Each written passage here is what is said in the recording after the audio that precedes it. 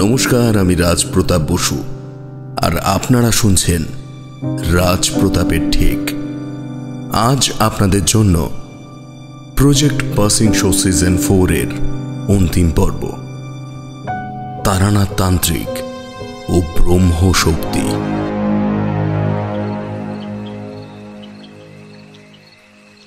জীবন আমায় কম মায়ার ভেলকি দেখায়নি, বুঝলে।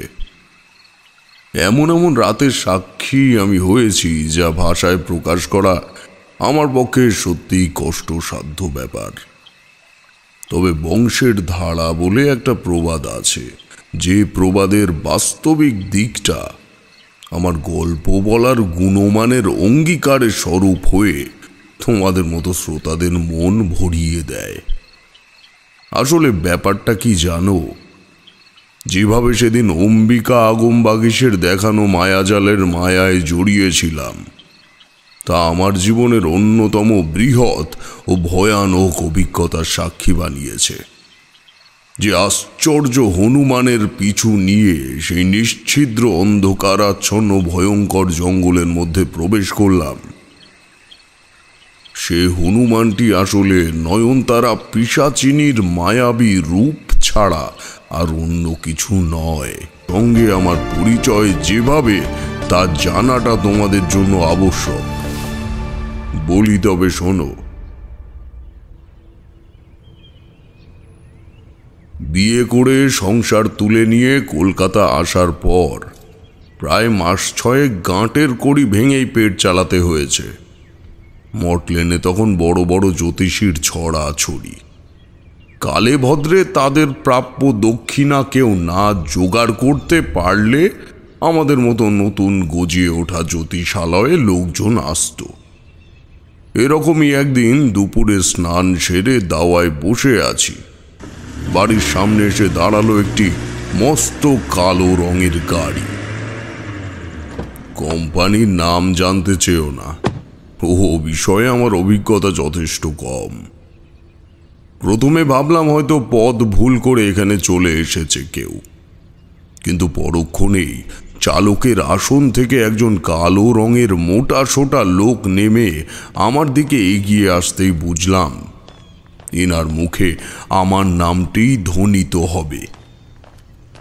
সে বললে, আগে আপনি কি তারানাথ জ্যোতিষ? বললাম, হ্যাঁ আমি সে। কেন বলুন তো?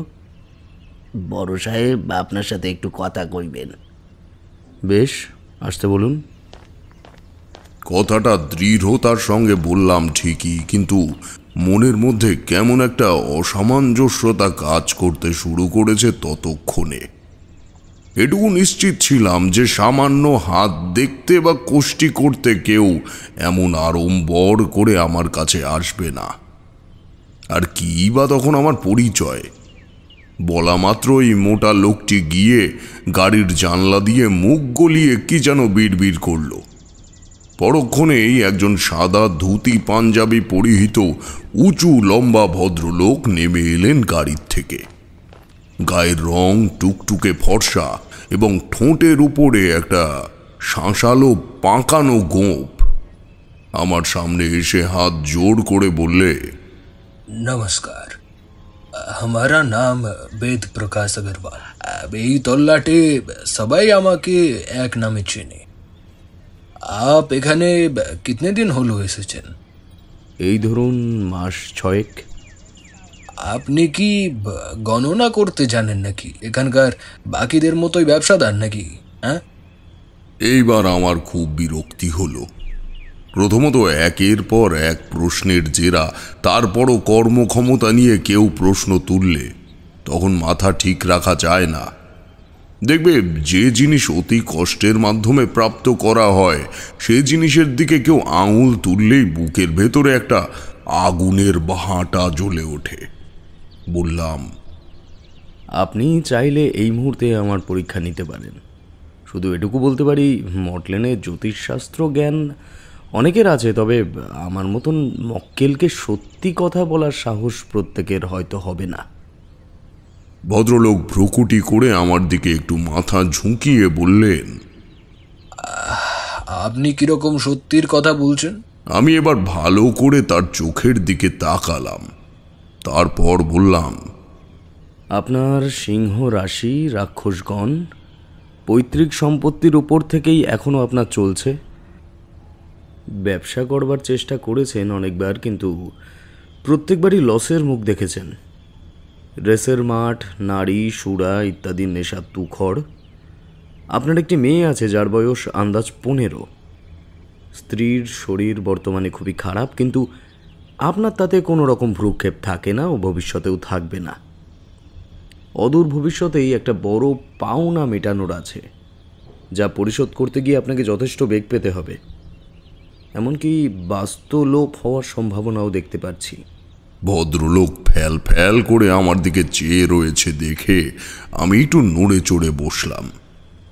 কি ঠিক বললাম কি? জয় হো বাবা, জয় বাবাজি কি জয়।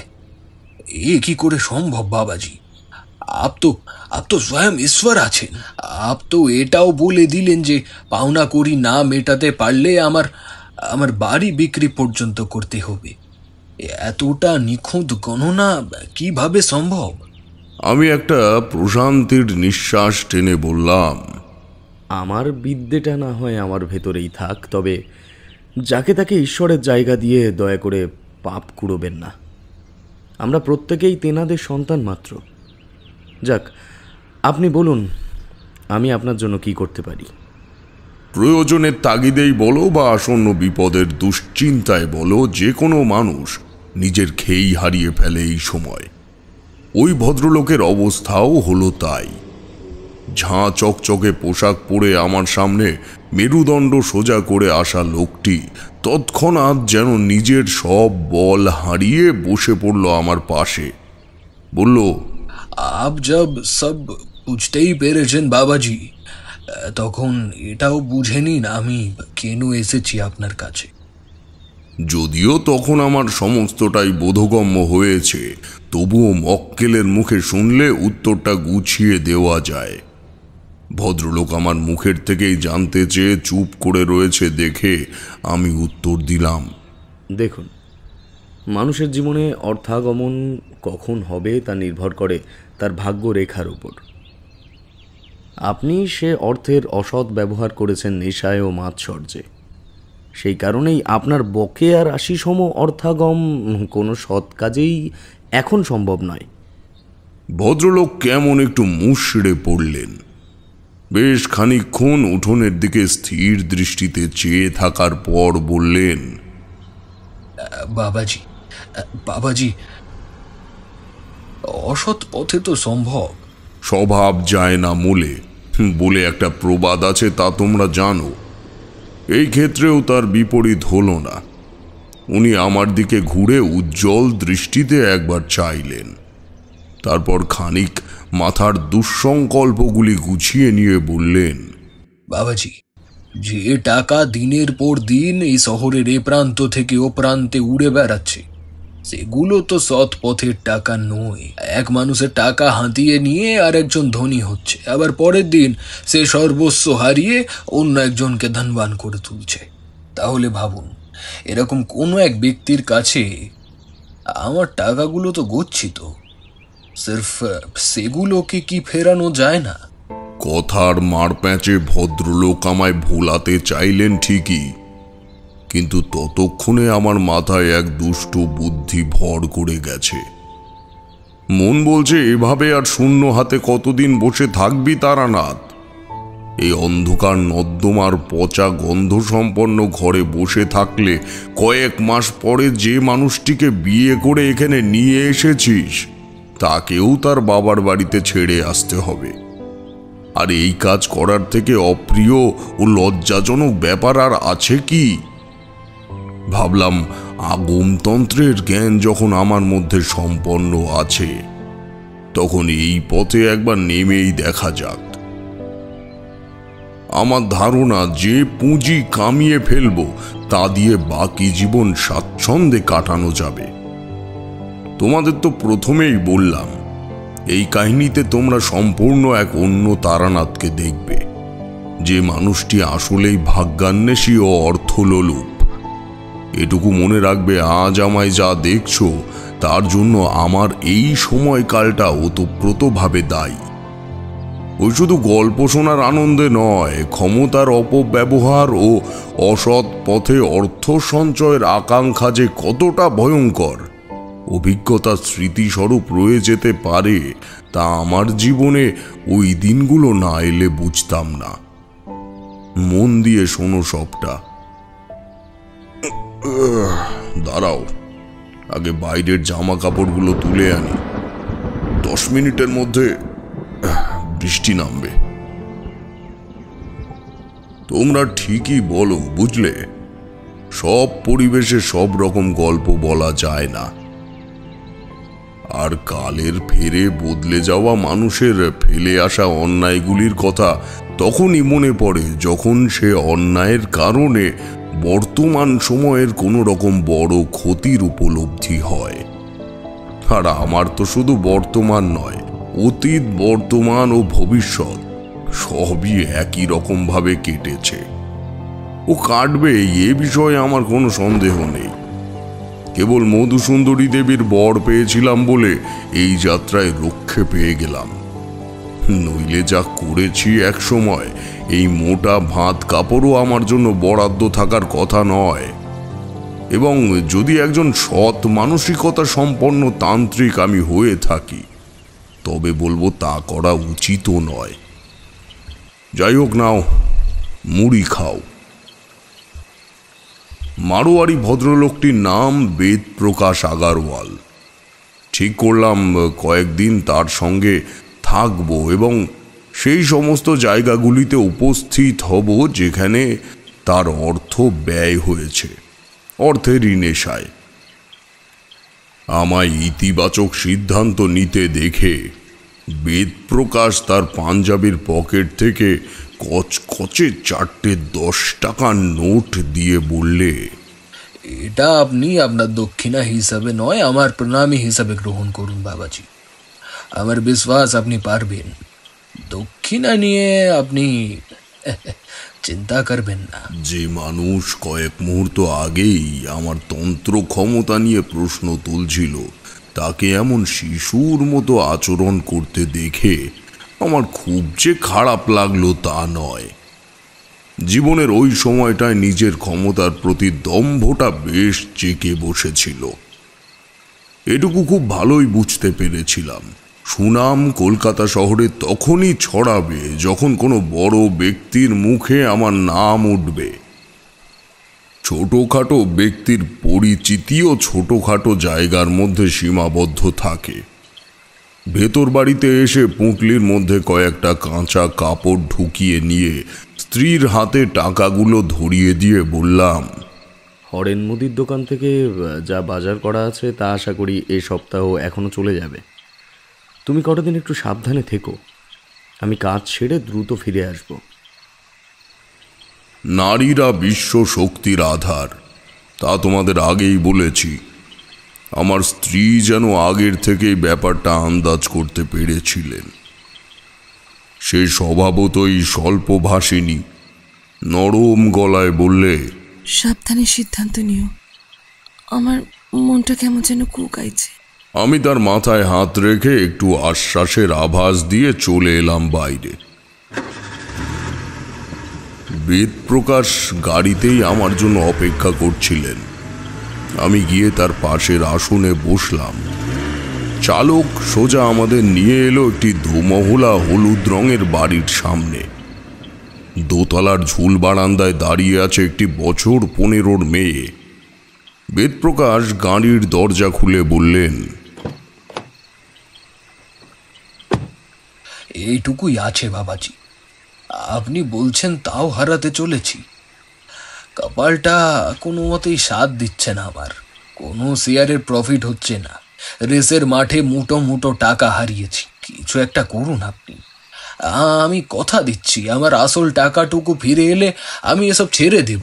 আমি এই কথা শুনে হেসে বললাম, টাকা যখন ছিল তখন বেশি টাকার লোভে আপনি এগুলো করেছেন। আবার হারানো টাকা ফিরিয়ে আনলে যে আপনি একই কাজ করবেন না তার নিশ্চয়তা দেওয়াটা বোধহয় ঠিক হবে না। বরং এই সংকল্প নিন, যদি এমন ঘটনা ঘটেও যায় তবে সেই অর্থ দিয়ে আপনি একটি মন্দির প্রতিষ্ঠা করে ঈশ্বরের কাছে অসৎ কর্মের জন্য ক্ষমা চেয়ে নেবেন আর নিজের স্ত্রীর প্রতি যত্ন নেবেন। যদি সেক্ষেত্রে মতি স্থির করতে পারেন তবে আমার বিশ্বাস আপনি আর বিমুখ হবেন না। বেদপ্রকাশ বিনয়ে গলে গিয়ে বললে, আমি আপনার কাছে কথা দিচ্ছি বাবাজি, আমি আপনার একটা কথা অমান্য করব না। তার চোখে নিঃস্বার্থের উজ্জ্বলতা দেখেছিলাম সেই প্রথমবারের জন্য।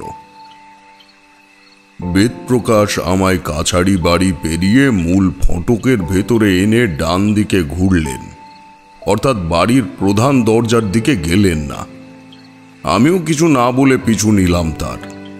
বিরাট দোতলা বাড়ির ডান দিকের খাড়া দেওয়াল ঘেঁষে পেছনের দিকে বাঁক নিতেই একটা লোহার খাঁচা চোখে পড়ল, এবং যেই জিনিসটির জন্য এত পোক্ত তৎপরতা তা হলো একটি মাঝারি আকৃতির ঘোড়া। আরো একটু এগিয়ে এসে বেদপ্রকাশ বললেন, বাবাজি, এর নাম চিরাগ।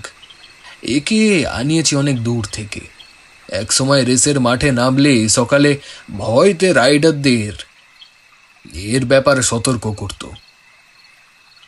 আর এখন যেন কোনো মতেই ও ছুটতেই পারে না।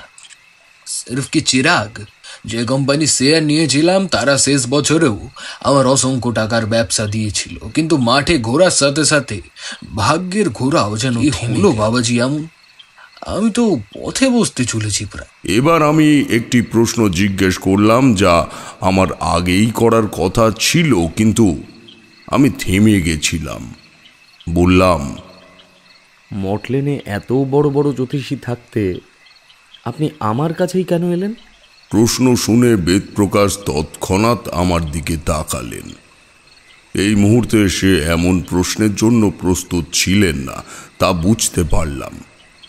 কিঞ্চিত ইতস্তত করে বললেন বেদপ্রকাশ, বাবাজি, এর আগেও 3 জনের কাছে আমি গেছি, প্রত্যেকেই আমায় হতাশ করেছে। বরং শুধু তাই নয়, তারা কেবল গুটি কয়েক রাশি নক্ষত্রের ছক কেটে আমায় আংটি ধারণ করতে বলেছে। বুঝতেই পারছেন, আমার পক্ষে এখন আর কোনো মতেই অপেক্ষা করা সম্ভব নয়। আমি প্রতি উত্তরে কিছু বললাম না, কারণ বেদপ্রকাশের কথাটি ভুল নয়। এই মুহূর্তে পাপের ঘোড়া কানায় কানায় পরিপূর্ণ করে যে পর্যায়ে সে দাঁড়িয়ে রয়েছে, তাতে আংটি ধারণ করে দিনের পর দিন অপেক্ষা করা যায় না। তবে মটলেনে কি এমন কেউ আছে যার আমার থেকেও বেশি আগমতন্ত্রের জ্ঞান বা সংযমের শক্তি? আমার মনে হয় না। এই সুযোগেই অন্যতম হয়ে উঠব এই অঞ্চলে। এই নেশা আমায় বিভোর করে তুলেছে ততক্ষণে। বেদপ্রকাশকে বললাম, আপনি যে যে কারবারে সমস্ত কিছু খুঁইয়েছেন তাদের ব্যাপারে কিছুমাত্র ধারণা নেই আমার, তাই আমি কয়েকটা দিন একটু আপনার সাথে সেই সমস্ত জায়গায় বেড়াতে চাই। দেখা যাক কিছু করা যায় কিনা, তবে তার আগে আপনার এই ঘোড়াটিকে একবার দেখব। এটি দেখতে চাওয়ার অন্য কারণ ছিল। কেন জানি না একটা অস্বস্তি হচ্ছিল শরীরে। ঘোড়াটার দিকে আমি যতবার তাকিয়েছি ততবার লক্ষ্য করেছি কি যেন একটা ছায়ার মতো বারবার সরে যাচ্ছে তার পেছন থেকে। প্রথমে সেটিকে কোনো গাছের ছায়া ভেবেছিলাম, কিন্তু শেষবার স্পষ্ট দেখলাম খুনে প্রেতাত্মা তাড়ানোর বীজমন্ত্র আওড়াতে শুরু করেছি মনে মনে। ঘোড়াটি অস্বাভাবিকভাবে দাপাদাপি করতে শুরু করলো, এবং একই সঙ্গে তার উপরে বসে থাকা মেয়েটি আরো একটু এগিয়ে এসে অতি স্নেহের সাথে জানোয়ারটির গলা জড়িয়ে ধরল। যেন কতদিনের পরিচয় তাদের, কত গভীর তাদের আত্মার মিল। ব্রহ্মাণ্ড সৃষ্টির একমাত্র মূলকটি আমার অহেতুক পৃথকীকরণ প্রক্রিয়াকে নিমেষেই অতোয়াক্কা করে ভালোবাসা ও অপথ্য স্নেহের কাছে আমায় পরাজিত ঘোষণা করতে সময় নিল মাত্র কয়েক সেকেন্ড। চোখের সামনেটা ক্রমে ঝাপসা হয়ে যাচ্ছে দেখে আমি নিজেকে থামিয়ে নিলাম।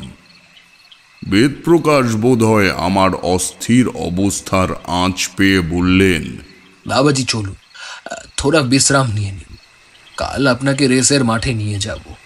কাল বিকেলে 4টের সময় ডার্বি আছে। সেই মুহূর্তে আমার এছাড়া করার কিছুই ছিল না। শুধু এটুকু বুঝতে পারছিলাম, ওই ঘোড়ার সঙ্গেই বেদপ্রকাশ দুর্ভাগ্য টেনে এনেছে। খুব সহজ হবে না সামনের সময়গুলো। সে আমায় একটি ঘরে বসিয়ে জল খাবারের হুকুম দিল তার স্ত্রীকে। বাড়ির চাকর রামজীবন মণ্ডল, তার সঙ্গে আমার পরিচয় হলো সেই খাবার যখন আমার ঘরে এলো ঠিক সেই সময়। বয়স তার প্রায় 65 দোরগোড়ায়, কিন্তু শরীরের তৈলাক্ত ভাবটা তখনও বিদ্যমান। ব্যঞ্জন পাত্র রেখে সে যখন ফিরে যাচ্ছে, তখন আমি তাকে জিজ্ঞেস করলাম, বলছি, বেদপ্রকাশবাবুর ঘোড়াটির দেখাশোনা কি আপনি করেন? সে আমার দিকে কিছুক্ষণ সন্দিগ্ধ দৃষ্টিতে চেয়ে রইল, তারপর বলল, জি আগে। কেন বলুন তো?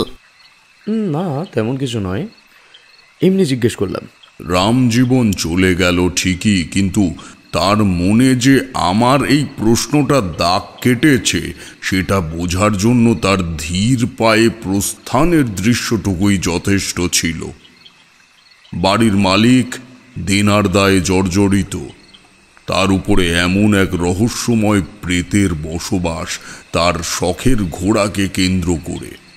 আবার একই সঙ্গে আমার নিজের সংসারের এমন উচ্ছৃঙ্খল অবস্থা, সব মিলেমিশে আমায় যেমন একাধারে অসম্ভব অর্থলোলুপ ও স্বার্থান্বেষী করে তুলেছিল, ঠিক তেমনি অন্যদিকে নিজের কাছে হয়ে পড়েছিলাম অত্যন্ত অসহায় একটি মানুষ।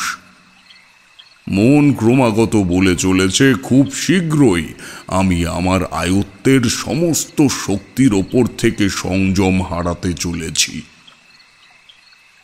অবশেষে সেই অনস্বীকার্য বাস্তবের কাছেই মাথা নোয়াতে হলো আমায়। আজকের এই কাহিনীটি একটি সামাজিক সচেতনতার বার্তা হিসেবেও তোমরা দুজন গ্রহণ করতে পারো।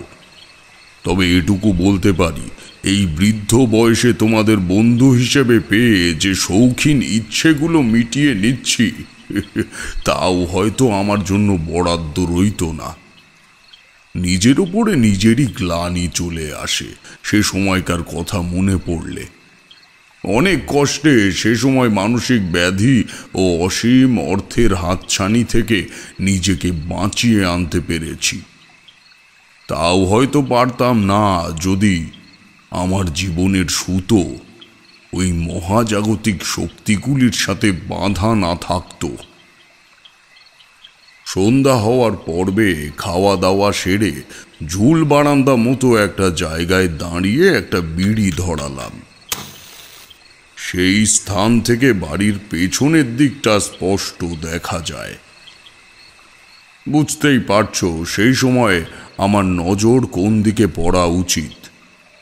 আমি দেশলাইয়ের কাঠি নিভিয়ে ওই ঘোড়ার খাঁচাটিকেই উদ্দেশ্য করে সেটি ভাসিয়ে দিতেই একটা এলোপাথারি হাওয়ায় সেটি উড়ে এসে পড়ল আমার পাশে। কৌতূহলবশত আবার একটি দেশলাই কাঠি ধরিয়ে সেদিকে নিক্ষেপ করতে যাব, এমন সময় পেছন থেকে বেদপ্রকাশের গলা পেলাম। এ কি, আপনি একটু বিশ্রাম নিয়ে নিতে পারতেন। রাত্রে কয়েকটা বিষয় নিয়ে একটু কথা বলবো। আমি ঘরের ভেতরে এসে বললাম, কথা আমারও রয়েছে আপনার সঙ্গে, যদি আপত্তি না করেন বলতে পারি কি? বলুন, আপনাকে বলার জন্যই এখানে নিয়ে আসা বাবাজি। এটা আমার হঠাৎ একটু অসুস্থ হয়ে পড়েছে, দেখে এলাম। কি যে হচ্ছে আমার সঙ্গে কিছুই বুঝে উঠতে পারছি না। সত্যি অবশেষে বাড়ি গাড়ি সব বেচে গ্রামে ফিরে যেতে হবে বোধহয়। আমি আর দেরি না করে এবার আসল কথাটি বললাম। আমার মনে হয় আপনার ঘোড়াটিকে কাল রেসের মাঠে নিয়ে যাওয়া উচিত। আমার মন বলছে কাল সে জিতবে। বেদপ্রকাশ অবাক হয়ে বললেন, মানে মানে আপনি বলতে চাইছেন কাল চিরাগকে ডার্বিতে লাগালে সে জিতবে? যদি আমি ভুল না করি। তোমরাও হয়তো বুঝতে পারছো না বা অবাক হচ্ছ যে আমি হঠাৎ এমন কথা কেন বললাম। আসলে এর উত্তর আমি নিজেই তখন জানতাম না, তবে মস্তিষ্ক কোথাও না কোথাও স্থির করে নিয়েছিল আজ বেদ প্রকাশের এই অবস্থার জন্য কোনোভাবে ওই ছায়া মূর্তিটিই দায়ী। আর পরদিন যদি আমি হাঁকিনি বশীকরণ মন্ত্র দিয়ে তাকে আটকে রাখতে পারি তবে জিত নিশ্চিত। বেদপ্রকাশ ব্যতিব্যস্ত হয়ে হাঁক দিলেন, রতন, এই রতন, ওরে রামজীবন, রতনকে একটু ডেকে পাঠাতো। মনিবের বাজখাই গলার আওয়াজ বোধহয় শোনা গেল বাড়িময়। পরক্ষণের দরজার বাইরে পায়ের শব্দ পেলুম। সম্মুখে এসে দাঁড়ালো সেই মোটা সোটা ড্রাইভারটি। বলল, কিছু বলছেন স্যার? এই শোন, আমাদের নতুন রাইডার ওই পুলক দুবেকে একবার খবর দিয়ে এসো তো, যে কাল চিরাগ মাঠে নামবে। কাল চিরাগ? আরে হ্যাঁ, ঠিকই শুনছো, যাও যাও, জলদি যাও, খবরটা দিয়ে এসো। বেদপ্রকাশ আমার দিকে বিনয়ের দৃষ্টিতে কিছুক্ষণ চেয়ে থেকে বললেন, আমি একবার আমার মেয়ে ও স্ত্রীকে খবরটা দিয়ে আসি। হ্যাঁ বাবাজি। বলে উনি দ্রুত পায়ে চলে গেলেন। আমি প্রেতাত্মা আবদ্ধ করার সরঞ্জাম সব সময় আমার কাছেই রাখতাম। এই যেমন সাদা সর্ষে, পোড়া খড়ের চালের ছাই এবং একটি আয়না। দর্পণের বিপরীত পাশে আরেকটি ছায়া জগৎ থাকে, যার ভেতরে প্রবেশ করার অধিকার আমাদের থাকে না। তবে কোনো অপছায়াকে যদি এই উন্মুক্ত জগতের সামনে আনা হয় তাহলে সে একবার হলেও ওই দর্পণের অন্তর্নিহিত সাম্রাজ্যে প্রবেশ করার লোভ সামলাতে পারে না। তার উপর আমার মাথায় তখন উপস্থিত বুদ্ধি খেলে যাচ্ছে বিস্তর। ঠিক করলাম ঘোড়াটির সম্মুখে সেই আয়নাটি ধরে বীজমন্ত্র পাঠ করব। সেই প্রেত যদি একবার দেখে যে আয়নার এপারেও আরেকটি ঘোড়া রয়েছে, যে সম্পূর্ণ তার কেন্দ্র করে রাখা ঘোড়াটির মতো, তবে সে কোনো মতেই আর নিজেকে সামলাতে পারবে না। হলোও তাই।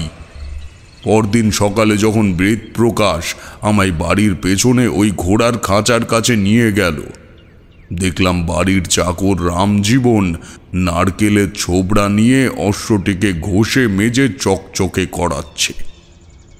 আমি চারিদিকে দৃষ্টি ফেলে সেই অশরীরী মেয়েটিকে খুঁজলাম, কিন্তু অবাক হলাম তাকে না দেখতে পেয়ে।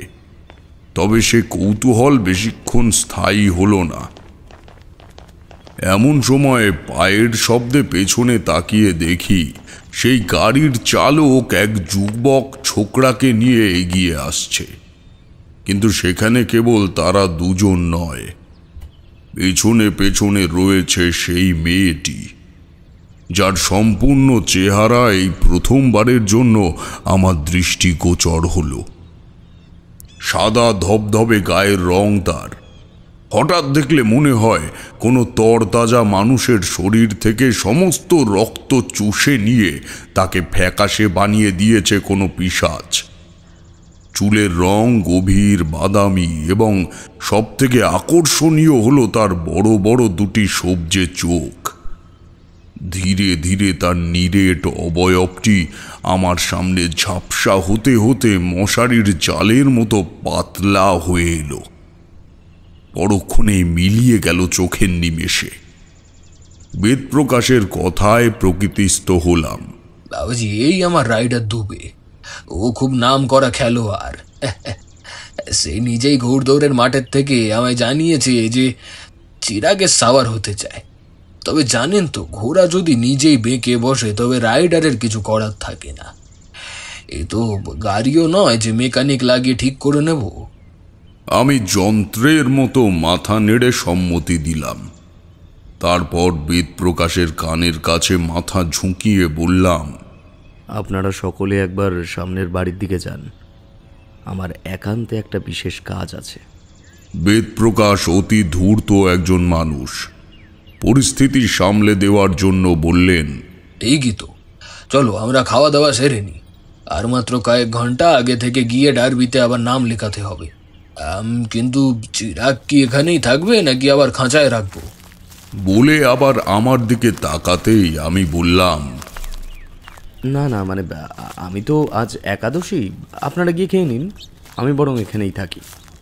একাদশী গেছে আরো 4 দিন আগে, তবে এই জাতীয় কালো টাকার ব্যবসায়ীদের কাছে আদৌ তার খবর থাকার কথা নয়, সে কারণেই এই মিথ্যে সংলাপ। যাই হোক, ওরা চলে গেলে আমি দ্রুত পুঁটলি থেকে আয়নাটি বের করে ঘোড়াটির মুখের সামনে ধরলাম। ক্ষণিকের মধ্যেই সেই পূর্বে দেখা অবস্থানের মতোই ধীরে ধীরে চোখের সামনে ভেসে উঠল। আমি সেই আয়না পুঁটলির ভেতরে রেখে একটা দীর্ঘ নিঃশ্বাস নিলাম। এই পুরো ঘটনাটির সাক্ষী রইল কেবল একটি অবলা প্রাণী, বেদ প্রকাশের ঘোড়া চিরাগ। তোমাদের তো আগেও বলেছি, এসব বিষয়ে আমার ষষ্ঠ ইন্দ্রিয় অনেক বেশি সক্রিয় হয়ে কাজ করে। সেদিন রেসের মাঠে পরপর 2 বার এবং পরবর্তীতে এক বিরাট অর্থশালী ব্যক্তি প্রতাপ রঞ্জনের আমন্ত্রণে ডুয়েল ডার্বিতেও বেদ প্রকাশের ঘোড়া বিজয়ী হয়। তবে এটা কিন্তু সত্যিই সেই ঘোড়ার গুণ ছিল। ওই দিনই আমায় মোটা টাকার বকশিস দিয়ে কৃতজ্ঞতা জ্ঞাপন করলো আমার মক্কেল। তারপর থেকেই লোক মুখে ছড়িয়ে গেল এই তারানাথ তান্ত্রিকের নাম। বাড়ির সামনে গাড়ি রাখার জায়গা হতো না এক সময়। কোন ঘোড়ায় টাকা লাগাতে হবে, কোন শেয়ার কিনলে বছর খানেকের মধ্যে প্রচুর অর্থ আয় করা যাবে, এসব গণনায় আমার নাম সবার আগে স্থান পেল। তবে এই সম্পূর্ণ ঘটনার আড়ালে যে ভয়ঙ্কর সত্যিটা অর্থের লালসায় চাপা পড়েছিল, তা উন্মুক্ত হলো একদিন বিকেলে। একটা ছেলে রেখেছিলাম দরজায় দারোয়ান হিসেবে, যাতে অনুমতি ছাড়া ভেতরে কাউকে ঢুকতে না দেয়। কারণ এক এক মানুষের সাথে এক এক রকম গোপনীয় তামিল হতো। হঠাৎ তার মধ্যে কেউ চলে এলে আমার ব্যবসার ক্ষতি হবে, এই নিমিত্তে সেই ব্যবস্থা করা। আমি প্রণামী বাক্সের থেকে টাকার বান্ডিল বের করে গুনছি, এমন সময় ছেলেটি বৈঠক ঘরের সামনে এসে বলল, ঠাকুর মশাই, একটা লোক এসছে, এখন কি পাঠাবো? আমি টাকাগুলো আমার বাক্সের মধ্যে রেখে সেটি যথাস্থানে রেখে দিলাম। ভেতরে যে এলো সে একজন বছর 50-এর লোক। মাথায় কাঁচা পাকা চুল, গায়ের রং কালো, মুখে একটা অকৃত্রিম উদাসীনতা। আমায় প্রণাম করে বললে, ঠাকুর মশাই, আমার নাম জগন্ময় মণ্ডল। একরকম বিপদে পড়েই আপনার কাছে এসেছি। কি রকম বিপদ বলুন দেখি? আমি একজন কাপড়ের ব্যবসায়ী। অনেকদিন সাধ ছিল কলকাতার বুকে একটি নির্জন জায়গা দেখে বাড়ি বানাবো। এতদিনে সাধটা পূর্ণ হলো ঠিকই, কিন্তু বাড়িতে একটার পর একটা অমঙ্গল লেগে রয়েছে, বুঝলেন? যেমন? এই যেমন বাড়িতে একটা টিয়া পুষেছিলাম, সেটা সপ্তাহখানেক হয়েছে মারা গেল। স্ত্রীর অসুখ কোনো মতেই যেন সারছে না। আমার একমাত্র ছেলে প্রফুল্ল মাস 3 হলো বিয়ে করেছে। তার সংসারটাও সম্পূর্ণ নড়বড়ে হয়ে গেল। বৌমা যেন কেমন একটা আচরণ করে প্রতি রাতে। সারা বাড়ির লোক চিৎকার করে ডাকলেও সে সাড়া দেয় না, জানেন। ঘরের দরজা বন্ধ করে চুপ করে বসে থাকে। দয়া করে একটিবার চলুন আমার সাথে। আপনি মহাপুরুষ, এই তল্লাটে আপনার সুনাম বিস্তর। হয়তো সমতুল্য প্রণামী বহন করতে পারবো না, তবে আপনার কল্যাণ দৃষ্টি পড়লে হয়তো একটা পরিবার টুকরো টুকরো হওয়ার থেকে বেঁচে যাবে। হ্যাঁ, চলুন না। ভদ্রলোকের এমন মিনতি শুনে ফেলতে পারলাম না ঠিকই, তবে অর্থের লিপ্সা যে কি ভয়ঙ্কর ভাবে আমায় ঘিরে ফেলেছে তা বুঝতে পারলাম তৈরি হয়ে জগন্ময় মণ্ডলের সাথে বেরোনোর সময়। শুধু মনে হয় যদি এই সময় কোনো বড় ব্যবসায়ী এসে হাল ফেরানোর কাঠি বা নীল গণেশ চাইতো, তাহলে সেই প্রণামীর টাকা দিয়েই আমার 2 মাসের বাজার হয়ে যেত। এখন যাওয়াটা কি ঠিক হচ্ছে? তবে এই ভাবটা কেটে গেল রাস্তায় বেরোনোর পরই। মনে হলো বহুদিন পর যেন মুক্ত দিনের আলোয় গা ভাসিয়েছি আমি। অন্ধকার ঘরে টাকা গুনতে গুনতে এই ঝকঝকে পৃথিবীটাকে এতদিন এড়িয়ে যাচ্ছিলাম। মনে মনে জগন্ময়কে একটা ধন্যবাদ দিলাম। সে যেন অবতার হয়ে এসে আমায় পৃথিবীতে ফিরিয়ে আনলো। তবে এই ছিল সবে আমার চোখের বাঁধন খোলার সূত্রপাত। মন দিয়ে শোনো বাকিটুকু। যেখানে আমার মক্কেলের বাড়ি, জায়গাটা সত্যিই নির্জন। কলকাতা শহরে এমন গাছগাছালি ঘেরা অঞ্চল খুব কমই ছিল বলে আমার অনুমান। অথবা জায়গাটা তখনও সম্পূর্ণরূপে শহরের সাজে সেজে উঠতে পারেনি। ঘোড়ার গাড়ি ও রিকশার যাতায়াত আছে। কেবল এইটুকু ব্যবস্থা মূল শহরের সাথে এলাকাটিকে যুক্ত করে। চুন রং করা নতুন দোতলা বাড়িটির সামনে পৌঁছেই আমার হৃৎপিণ্ড যেন চঞ্চল হয়ে উঠল। সত্যি জগন্ময় মণ্ডলের বাড়ির ওপর অমঙ্গলের কালো ছায়া পড়েছে। একটা মন্থর গতির পাতলা বলয় আবর্তিত হচ্ছে বাড়িটিকে কেন্দ্র করে। প্রাঙ্গণের তুলসী মন্দিরের গা বেয়ে শ্যাওলা উঠেছে তার চূড়া পর্যন্ত। জিজ্ঞেস করলাম, নতুন বাড়ির তুলসী পীরের অবস্থা এমন কেন? জগন্ময় বললে, আসার পর থেকে স্ত্রীর অসুখ, বৌমার এমন উচ্ছৃঙ্খল অবস্থা, কে করবে পুজো আচ্ছা বলুন তো ঠাকুর মশাই। আমার সংসারটা শেষ হয়ে গেল ঠাকুর মশাই। আহা আহা, কাঁদছেন কেন? আমি অবশ্যই সম্পূর্ণ চেষ্টা করব সংসারের মতি ফিরিয়ে দেওয়ার। আগে আমায় একটু দেখতে দিন। এমন সময় বাড়ির ভেতর থেকে একজন বছর 30-31-এর যুবক বারান্দা পেরিয়ে উঠোনে নেমে আমাদের উদ্দেশ্যে এগিয়ে এলো। তার মুখেও বিষণ্ণতার ছাপ স্পষ্ট। বাবা, এমন করে কান্না করছেন কেন? এই সময় যদি আপনিও ভেঙে পড়েন তবে আমি কি করি বলুন তো। ছেলে ঠিকই তো বলেছে মণ্ডল মশাই, এমন করলে শেষে আপনিও অসুস্থ হয়ে পড়বেন।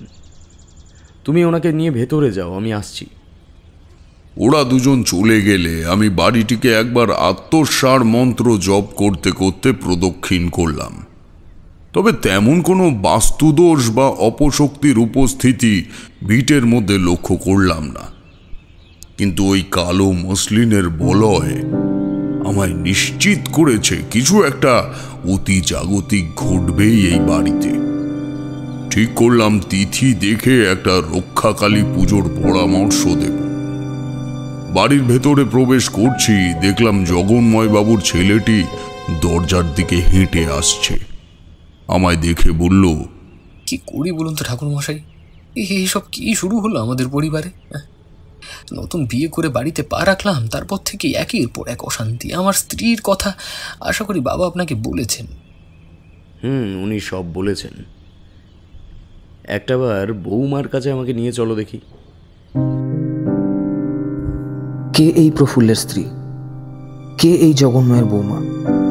জানতে হলে শুনতে হবে কাল ঠিক রাত 8টায় রাজপ্রতাপের ঠেকে প্রজেক্ট পাসিং শো সিজন 4 থেকে ব্রহ্মশক্তি গল্পের অন্তিম পর্ব।